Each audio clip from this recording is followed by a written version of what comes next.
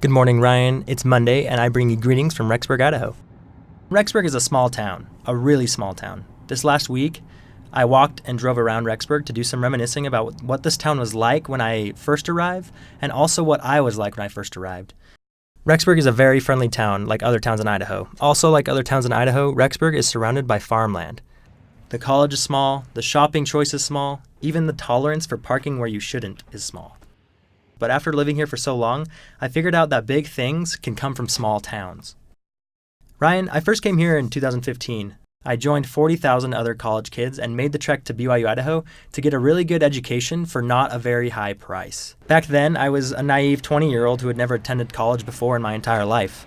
I had just gotten off my mission. I made lots of money from that summer job doing landscaping and mowing lawns, and I was dating my so-called high school sweetheart long distance when I came here, and I was on top of the world.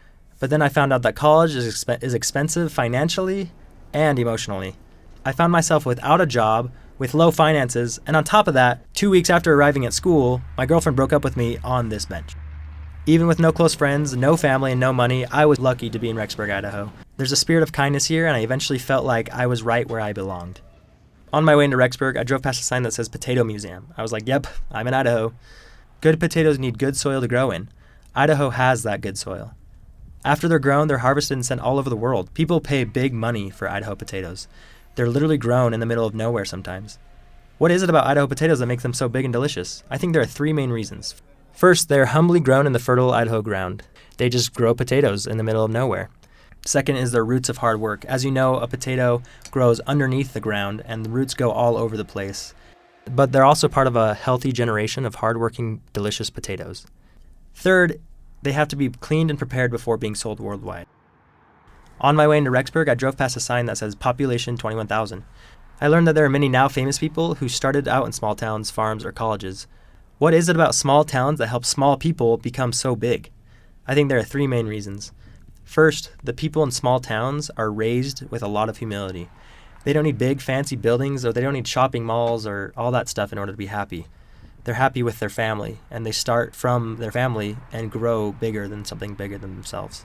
Second is their roots of hard work. In small towns, people have lived there for a long time, and they all work very hard to maintain an income. Third is their loving atmosphere that prepares them. Everybody in a small town supports and helps each other in order to become better people. And Ryan, I think that's the best part about being in Rexburg. I was just a little potato when I came to Rexburg. Since then, I've grown a lot in the nice soil here. I've matured, I've learned a lot, and I've discovered who I am. Rexburg doesn't just grow potatoes, it grows people as well. Rexburg is flat, windy, and in the high desert of Idaho. It has a small college, a small shopping choice, a small tolerance for parking violations, but maybe that's the perfect atmosphere to grow stronger and healthier. Ryan, I'll see you on Friday.